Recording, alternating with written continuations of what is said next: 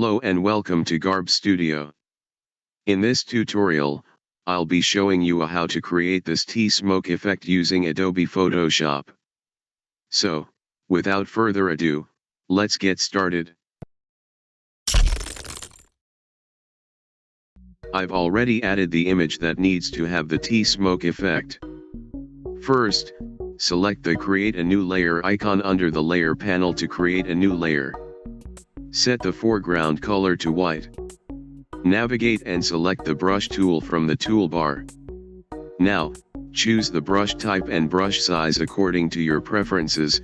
I have selected a brush from the Dry Media Brushes group. Then, draw smoke lines accordingly. Here, you can create smoke lines as per your preferences. I am drawing only 2 lines here. Then, go to the filter option in the menu bar, choose Blur Gallery, and select Path Blur. Match the path to the perspective of the smoke lines, and curve the line according to your main smoke line.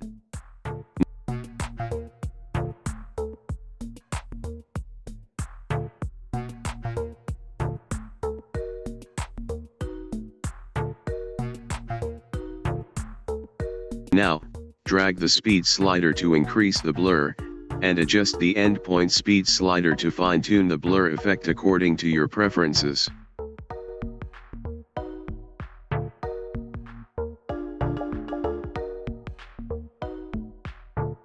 Once satisfied, click OK, and you will have achieved the preferred tea smoke effect.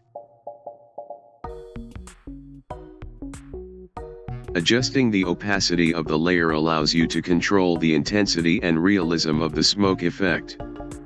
Feel free to fine-tune the opacity based on your preferences to achieve the desired level of transparency and realism for the tea smoke effect.